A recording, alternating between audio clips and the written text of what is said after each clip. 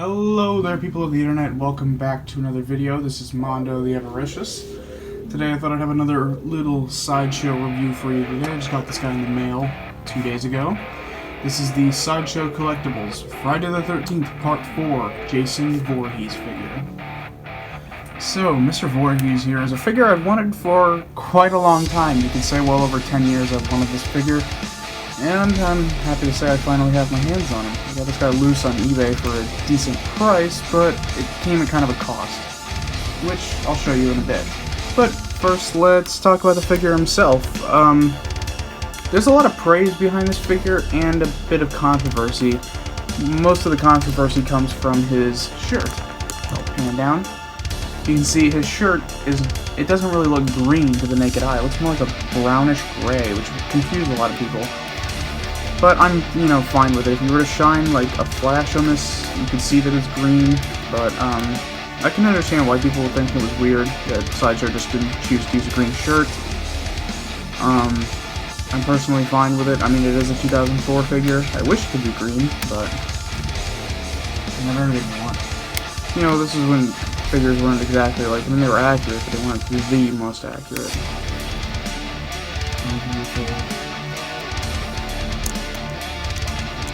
360. This guy doesn't have any padding like other ones, which I thought was kind of odd, because the Part 3 and 6, a couple others I believe had padding underneath, and this guy doesn't have any.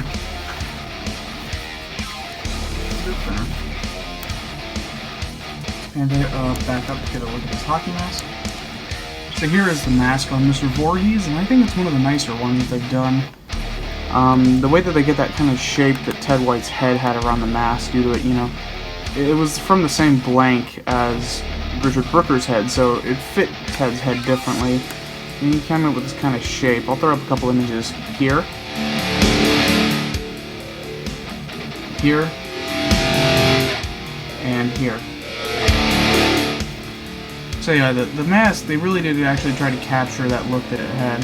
There's not much weathering going on, besides, of course, like the bloody axe mark. That's fine. When I imagine the mask, I imagine just being white with, like, the one chevron. I'm happy that they did just the one chevron on the forehead and not the cheek chevrons, because that really does differentiate it from the Part 3 mask, and that's what I've always liked about the Ensign mask, is that it looks different. 360, see his plastic straps. Ones on mine are kind of loose, because, once again, this guy was used. See, pull back down. I'll show you what that's for in a bit. It's some nice blood.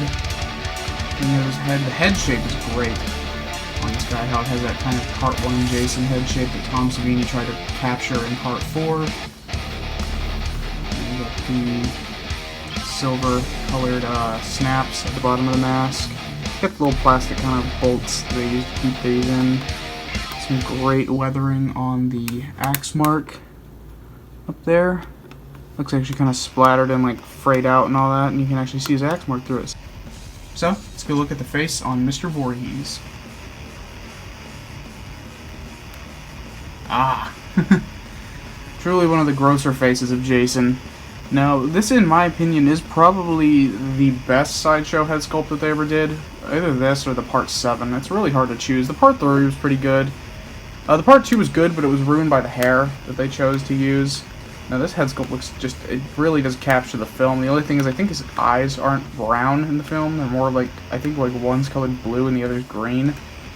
Besides that, it's a really good head sculpt. I like that they didn't go overzealous with the blood. They just have enough dripping down the head. It actually looks accurate how it kind of goes behind the ear.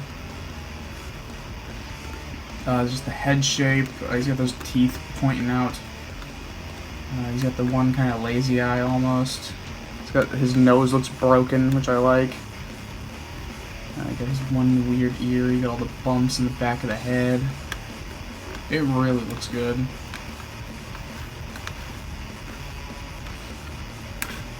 Close up there.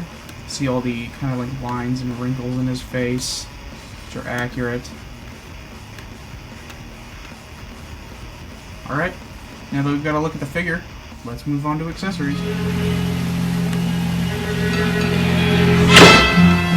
In the way of accessories, we don't have many when it comes to this guy. I do wish we would have gotten a little bit more, but let's start out simple first. And like I said, this was the problem buying this guy loose.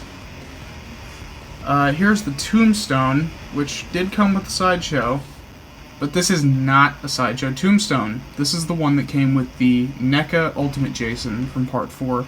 And this is kind of unfortunate, but it is understandable. These independent retailers who resell, you know, used figures, they have a lot of stuff on stock. They can't really have time to manage accessories and keep ones with which, I mean, it's not terrible. I mean, I'm happy that I have a tombstone, but I just really wish it was the original. The original was a lot thinner, and that's how I noticed that this guy wasn't the original. It's incredibly thin. This one's incredibly thicker. And I knew it wasn't the Mezco one because I've seen the Mezco one. It's, you know, very cartoony and the letters are more embroidered. So after looking at pics of the Ultimate Jason, I can say that this is that tombstone. Next, we have one of my favorite accessories. This is the hacksaw used to kill Axel in the morgue. Now, it's cool that they included this one. It's a very nice hacksaw too. I usually have them just holding it when I have them on the shelf. It's very nice. It actually has a serrated plastic, so it has texture to it. Nice handle. Get the adjuster there, which is nice that they sculpted in. Pretty basic, but nice for what it is. I do wish there might have been a little bit of blood on it, because that was like one of the gorier kills in the movie. Get the handle, which has some weathering. This one is a bit hard to wedge in his hand. But once you do it, it looks nice. It fits in there snug.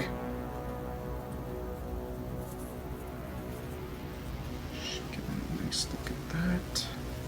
Next is the quintessential Jason item, even if it is Part 4 and he never uses a machete in Part 4. A machete. Unfortunately, this is another one that happened. This is not the machete that came with the Part 4 because, one, the handle is not brown, and the blood pattern is different. This looks more like a Part 6 machete, actually. I might pull out my Part 6 figure for comparison, I'm not sure. But, you can see it has much splotchier blood. It doesn't have that in the actual figure. It had just kind of like a stream of blood going down the blade. But, I mean, yeah, it's still a machete. It is a Sideshow machete, but, you know, it's fine. I might actually... There are people who resell Sideshow accessories, so I already found a Part 4 machete, so I might just buy that and just have this one on hand in case I need one. And then we have what makes this guy special. This is the gag machete that was the exclusive. This is I did not mention this. This is a Sideshow exclusive. You can see, yeah, the brown handle. The blade's a lot more curved too.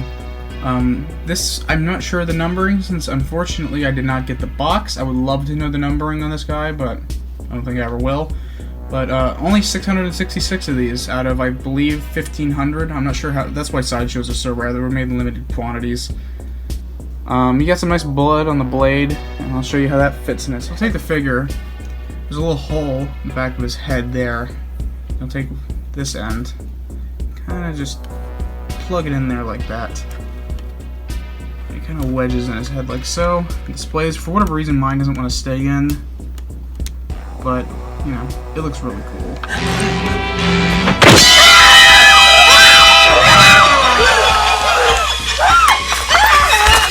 And that just makes it that much cooler to have the exclusive piece. Take it out.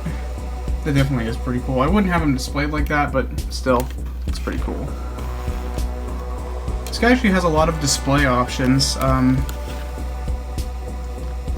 me zoom out. If you were to, you can see, Jason has the split hand. Let me put his hockey mask back on for a second. Jason has the split hand, which is given to him by Trish at the end of the movie. You can just turn it around, take your machete, and kind of wedge it in there. There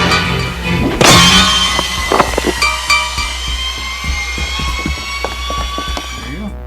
That's how I usually have this guy displayed, the machete in the hand. Just because that's such a memorable image to me from Part 4, is the machete in hand. And the last thing we'll take a look at is the base. It's not as elaborate as like the part 3 or the 2 where it had like a nice image of Jason on the base, or the part 6 with the Jason Lives tombstone. It just says Friday the 13th final chapter. I wish we would have at least gotten the mask with the knife going through it. But this is fine. Has a nice print to it. Got the shaft. You got the waist grabber, when, you know, figures still use waist grabber stands. It's pretty simple, and you just can take Mr. Voorhees, just kind of light him on with. Well, I'm explaining. So, this has been a review on the Friday the 13th Part 4 Sideshow Collectibles Jason Voorhees exclusive figure. Sorry that there's been a bit of a lack of uploads lately. I've been busy, but I will be pumping out more videos and stuff besides figure reviews. I've just been getting a lot of cool stuff in. Actually, I also got this the same day I got the Sideshow Jason. So you might be seeing a review on that in the next couple days, possibly, as my first prop review. But, you know, I'm really enjoying the figure reviews. I have a lot of, you know, really cool action figures to talk about, and I just got this guy in the mail like maybe 2 days ago, and I'm super happy to have him. It's a figure I've wanted for 10 to 15 years, so I'm really happy to finally have one, even if he is loose. You know, I am trying to collect more Sideshows. The next I'm probably going to get is the Sideshow Part 2, Baggy Head Jason, and the Paramount Pictures. Those are the two that are on my list right now. But this guy is really, really cool. If you can track one down for a decent price, even a non-exclusive loose figure can go for pretty big bucks. In box, in good condition, and run you maybe $250 to $300. I managed to get this guy loose for, I'd say, it was about 160 bucks loose. I can say it was worth it because he's not, you know, falling apart or anything like that. He's not broken. Yeah, he does have a couple mismatched accessories, but I can probably just hunt those down online and replace them and then have a complete Part 4 Sideshow Jason. I hope you all enjoyed this review. Please stay healthy, stay happy, and I hope you all have a good one. See you later.